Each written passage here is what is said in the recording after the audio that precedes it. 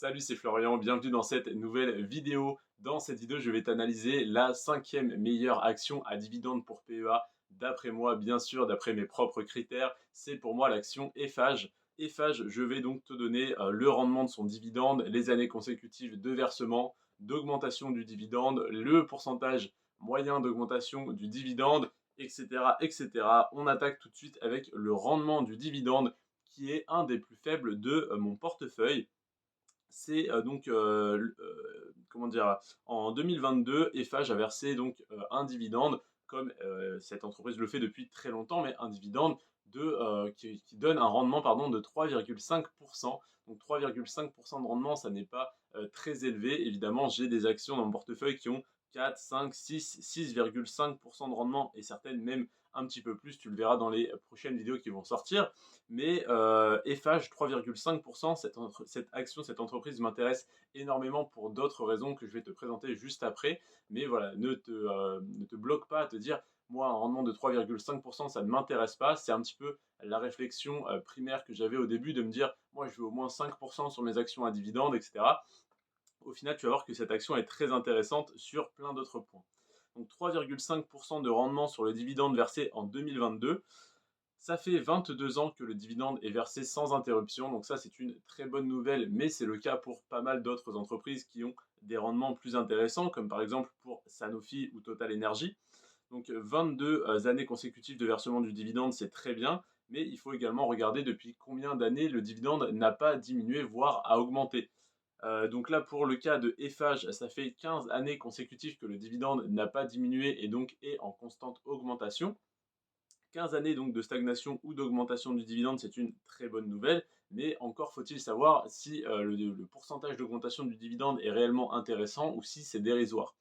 Là, en l'occurrence, sur les 10 dernières années, en moyenne, Eiffage a augmenté son dividende de 10% par an. 10% de croissance du dividende par an, c'est une augmentation très importante hein, si on fait le calcul avec les intérêts composés. Donc 10% la première année, 10% la deuxième année sur le montant du dividende qui avait déjà augmenté de 10% l'année d'avant. Tu comprends que ça augmente très rapidement. Et donc on est actuellement à un rendement de 3,5%, mais on peut espérer que le rendement continue d'augmenter encore assez rapidement. Donc 10% d'augmentation moyenne du dividende par an, c'est très très intéressant. Alors après, donc on a la capitalisation de l'entreprise qui rentre en jeu, bien sûr. Il faut savoir si c'est une petite, moyenne ou très grosse entreprise. Là, en l'occurrence, pour Eiffage, on est sur une entreprise qui vaut 8 milliards d'euros. Donc 8 milliards, c'est un gros chiffre, mais au final, ça n'est pas une énorme capitalisation. Je t'ai présenté dans des précédentes vidéos AXA qui est à 55 milliards, Total Energy qui est à 132, Bouygues qui est à 11 et Sanofi qui est à 103 milliards. Là, on a Eiffage qui est à seulement 8 milliards d'euros. C'est voilà, c'est pas une petite capitalisation, une small cap risquée, c'est pas une start-up hein, bien sûr. 8 milliards c'est déjà énorme, mais par rapport aux autres actions de mon portefeuille, en moyenne sur mon portefeuille, on a 65 milliards d'euros de capitalisation. Donc là, 8 milliards pour FH, c'est un petit peu bas, mais c'est une entreprise voilà, quand même assez solide, assez ancienne. Hein. Ça fait 22 ans qu'elle se permet de verser un dividende tous les ans sans interruption, donc c'est qu'elle a quand même les reins solides et elle est en assez forte croissance, que ce soit au niveau de l'augmentation du dividende qui est de 10% par an ou au niveau de son cours de l'action, du cours de son action, pardon. Le cours de l'action, venons-y, pardon. Croissance du cours de l'action sur 10 ans en pourcentage, 251%. Donc là, c'est une des actions qui a la plus forte croissance parmi mon portefeuille. Évidemment, il y en a qui ont un petit peu plus, c'est les actions du secteur du luxe. Mais pour Eiffage, 3,5% de rendement qui augmente assez rapidement en plus de ça. Et 251% de croissance sur 10 ans parce que l'action, l'entreprise est en pleine croissance, en pleine expansion. Elle ne fait que de réinvestir, de racheter voilà, de racheter des ensembles immobiliers, etc. Donc Eiffage, de construire, etc. Tu vois ce que je veux dire, de développer des ensembles immobiliers. Donc 251% de croissance sur 10 ans, c'est une très belle performance. Peut-être qu'elle ne refera pas la même sur les 10 prochaines années. C'est même fort probable qu'elle fasse seulement 100, 150 ou 200%, mais ça m'étonnerait qu'elle refasse autant. Pareil pour la croissance du dividende, je ne pense pas qu'elle augmente de 10% par an encore sur les 10 prochaines années. Ça ferait un rendement beaucoup trop élevé et pas soutenable par l'entreprise. En tout cas, ça pourrait être voilà, intéressant, même s'il n'y a que 5% d'augmentation du dividende par an, et s'il n'y a que 100, 150 ou 200% de croissance sur les 10 prochaines années, ça serait déjà extrêmement rentable. Au niveau du PER, est-ce qu'une entreprise qui a une aussi forte croissance ne serait pas surévaluée? Eh bien, pas du tout. Pas du tout. Qu'est-ce que ça veut dire? Ça veut dire que le PER là est de 11.